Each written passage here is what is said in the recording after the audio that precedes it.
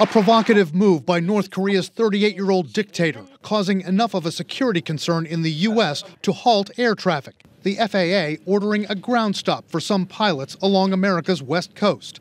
This after NORAD, the U.S. military's North American Aerospace Defense Command, detected that Kim Jong-un's regime had test-fired a missile Monday evening.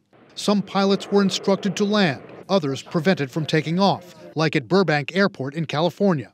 There's ground stops, all departures, all airports right now. It's just until further notice right now. The FAA says flights resumed in less than 15 minutes and that it's reviewing the ground stop order. NORAD says it didn't issue any warnings and assessed the North Korean launch did not pose a threat to the continental U.S. Still, U.S. officials call Kim's latest missile tests destabilizing, dangerous, and missile experts are concerned tonight about what they could mean for security in the region. So this shows that they're making some progress. The suspected ballistic missile, according to South Korea's top military officials, reached a velocity of more than 10 times the speed of sound. North Korean state media says Kim Jong-un attended the launch and calls the projectile a hypersonic missile. South Korea's military says this projectile was more advanced than the weapon the North Koreans tested last week, which the regime also claimed was a hypersonic missile.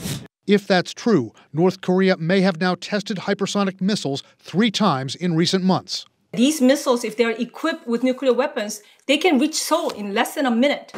Experts say what also makes hypersonic missiles, and more specifically the so-called glide vehicles those missiles send off, so dangerous is that they could fly as fast as 20 times the speed of sound and are more maneuverable in flight than other missiles. These hypersonic missiles would be less vulnerable to U.S. missile defenses based in the region, and it could make U.S. conventional forces and bases more vulnerable to a North Korean attack. The young dictator has just passed the 10th anniversary of his ascent to power, and experts say there's little doubt what his rule has meant for North Korea's weapons capability. Are they more dangerous? Yes, the threat has increased because their nuclear weapons and their missile program have expanded and they have modernized and they're continuing to do so, and there's not really any way for us to stop them. While analysts worry about the North Korean weapons program getting even more dangerous, they're also worried about a lack of diplomatic engagement with North Korea right now. One analyst points out he believes the Biden administration is distracted by the security issues between Russia and Ukraine, by the pandemic,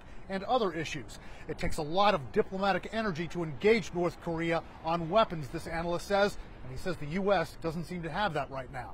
Brian Todd, CNN, Washington.